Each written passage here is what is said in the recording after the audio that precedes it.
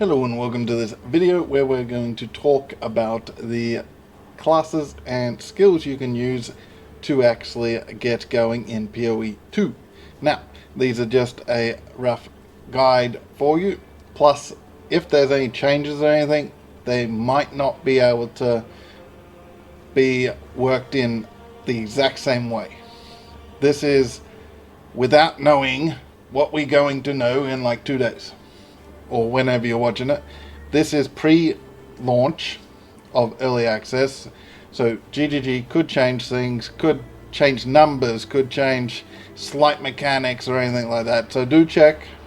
But at the moment we should have a rough guide on how we're going to launch. They could balance it out depending on how everything works, so keep that in mind, and we'll get into all the different classes and skills you can use for those classes, and some ascendancies I recommend as we go. The Sorceress.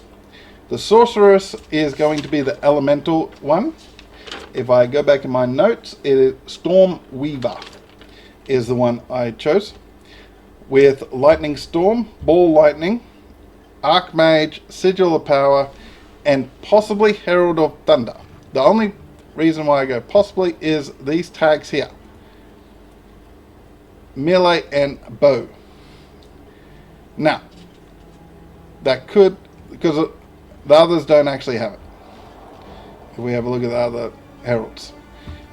So, depending on whether these are just extra tags or you need to use a melee weapon or you need to use a bow, because the staff, I'm not sure what that's classified under or what it will be classified under, because obviously we need hands on the game before we can guarantee certain wording, certain everything. So just keep that in mind. Herald of Thunder, if we can use it. So Lightning Storm, we're running AoE, more duration, coursing current, added lightning, and lightning pen. Pretty much we are trying to get as much shock and shock chance on everything using these skills. Ball Lightning, shock chance or conduction, overcharge, wild shards, which the one we're in the preview, it randomly shoots out 8 projectiles all around you at like a 20% chance to do that. Slower projectiles, and you can add volley. Slower projectiles because the actual ball lightning, as it passes targets, it triggers its attack 0.04 seconds, I believe, it attacks people. So it's not just boom, boom, boom, boom, boom. So we slow it down, we get more attacks per creature. And if we're in a boss situation, that means the ball lightning is on the boss more and longer, so all good. Archmage, because it boosts our lightning damage based on our total mana. And also Sigil of Power increases our buff. So we're standing in Lightning Storm, Archmage is building up as we're using all our skills, Sigil of Power is under us, and we're building that up all 4 stages to do more damage, and we're just taking lightning, just shocking everything, lightning everything, just zapping everything. So pretty much a lightning based sorceress, and that should be in the realms of sort of a Diablo 4 ball lightning sork. Depending on how balanced the early access is at start, this might actually be a little broken in how much lightning combined skills work together. Depending on the balance. It could be balanced and it all works in synergy and you're just building, building, building, smack. Building, building, building, smack. This is more of a sustain.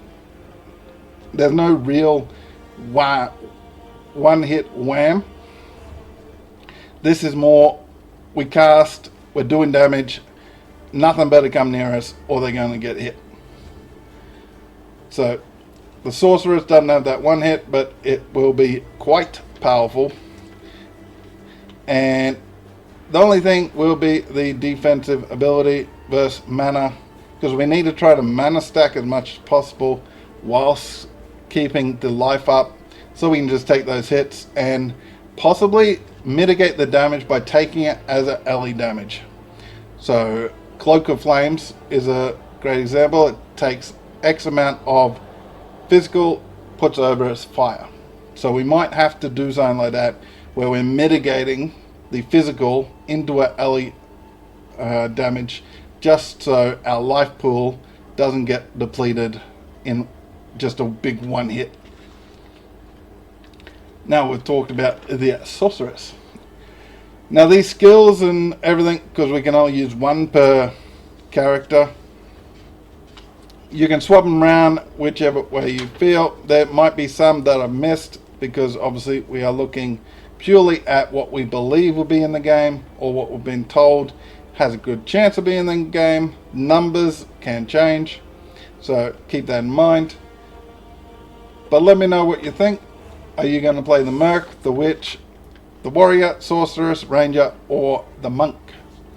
And which you think will be the best?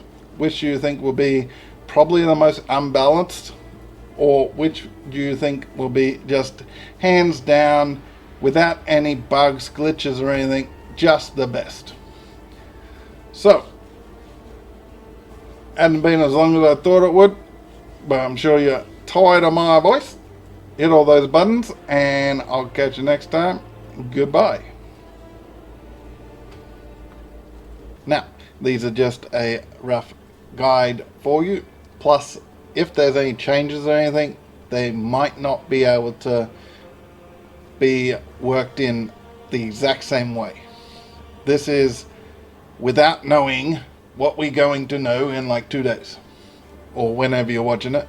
This is pre-launch of early access, so GGG could change things, could change numbers, could change slight mechanics or anything like that, so do check.